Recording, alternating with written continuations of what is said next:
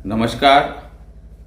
आज जिस विषय पर मैं यहाँ चर्चा करने वाला हूँ वह बहुत ही गंभीर विषय है और हर एक पिता को तो यह सुनना ही चाहिए, साथ में हर बेटी को भी सुनना चाहिए।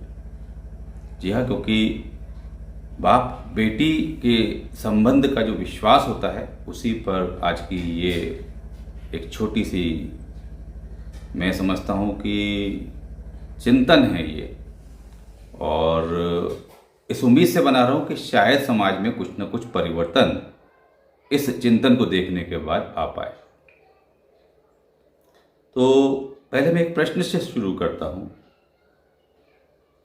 क्या एक बेटी पैसा ऐंठने के लिए पिता के विश्वास को डिगाकर खुद के अपहरण की साजिश रच अपने दोस्तों से ही अपने पिता को अपने बंधक बने हुए फोटो व्हाट्सएप पे भेज, खून से लथपथ चेहरा भेज, पिता की भावनाओं से खेल, उनसे 30 लाख रुपए की फिरौती की डिमांड कर सकती है?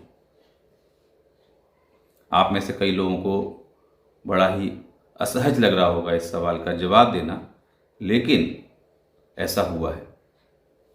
अभी हाल ही में शिवपुरी के एक स्कूल संचालक, मैं नाम नहीं लूँगा क्योंकि वैसे तो माननीय सुप्रीम कोर्ट का आदेश है कि महिलाओं के नाम नहीं लेने चाहिए, लेकिन मैं समझता हूँ कि महिला और पुरुष दोनों को समान सम्मान से जीने का अधिकार हमारा संविधान देता है, तो किसी का सम्मान को ठेस न पहुँचे इसलिए हम मान के चल रहे हैं कि एक पिता हैं और उन्होंने अपनी बेटी को कोटा में पढ़ने के लिए भेजा। कोटा पढ़ने के बाद उसकी जो भी कुछ स्थितियाँ रहीं, वापस आई, फिर वहाँ से इंदौर जाना हुआ, फिर बोली कि मैं कोटा पढ़ने जाऊंगी। अभी वो कोटा पढ़ने नहीं जाती है, कोटा में किसी भी कोचिंग में प्रवेश नहीं लेती है, बल्कि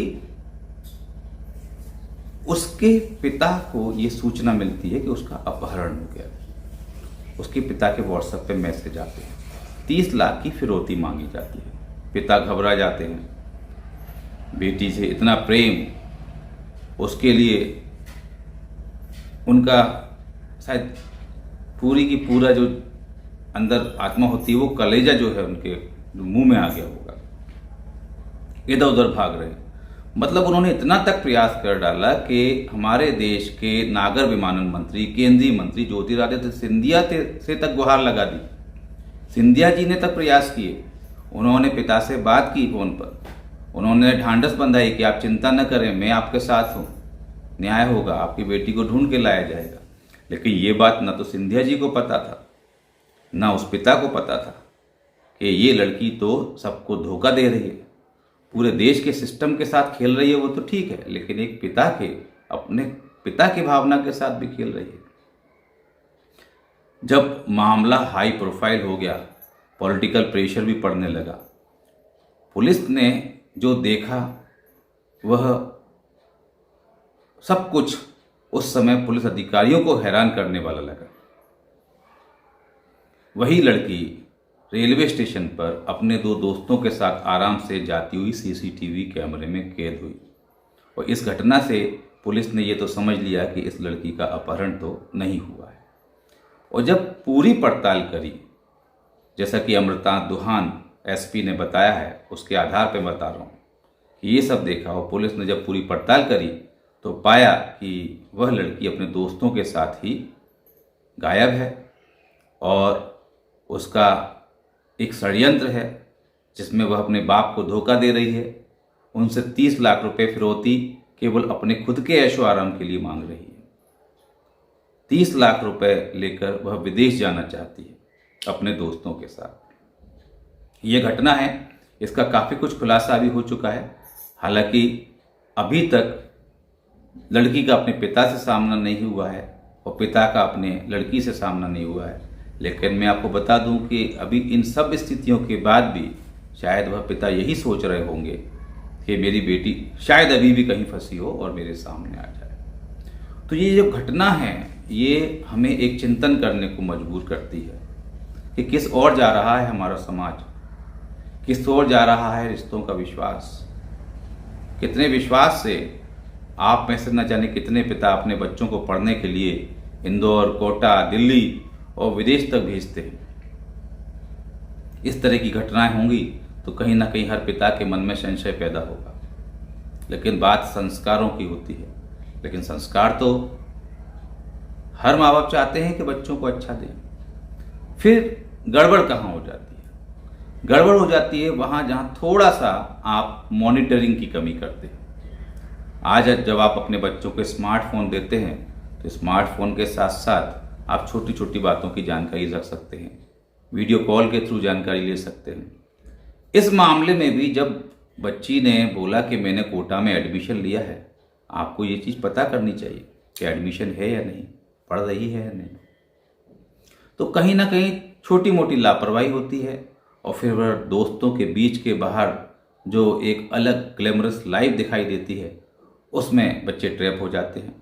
मैं यहाँ ऐसा नहीं कहूँगा कि उसके दोस्तों का दोष है, दोष कहीं ना कहीं उस बच्ची का भी है, वो ज़्यादा है, मैं तो ये बोलूँगा।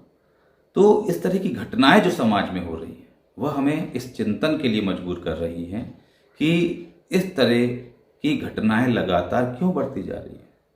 क्योंकि मुझे याद है कुछ वर्ष पूर्व मेरे शहर ग्वालियर में भी एक घटना हुई थी जिसमें एक बेटी ने अपने पिता को ही अपने ही खुद के घर में हत्यारे को बुलाकर गोली पड़वा दी थी, मरवा दिया था।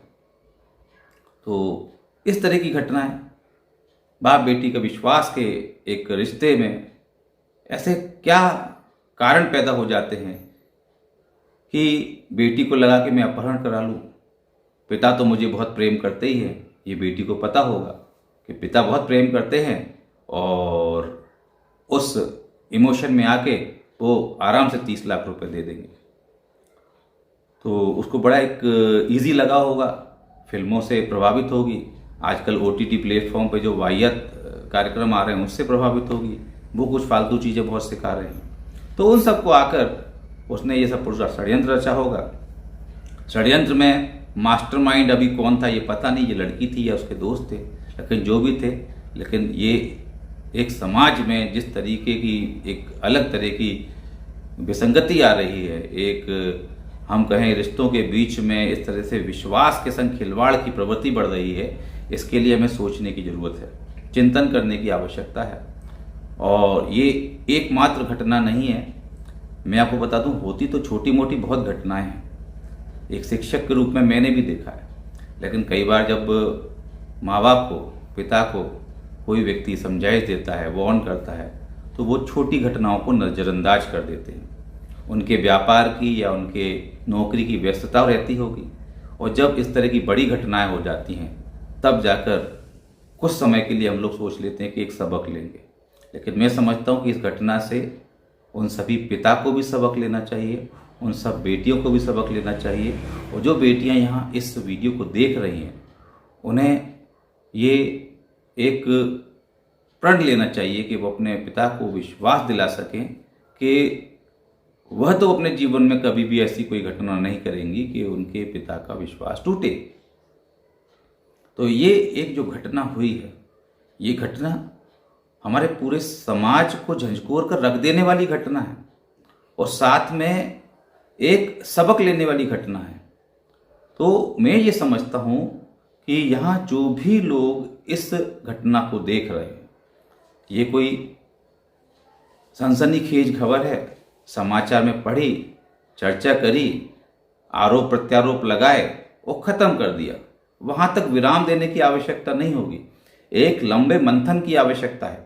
हर परिवार अपने यहाँ अंदर मंथन करे, चिंतन करे और आपस में बातचीत हमेशा जारी रखे।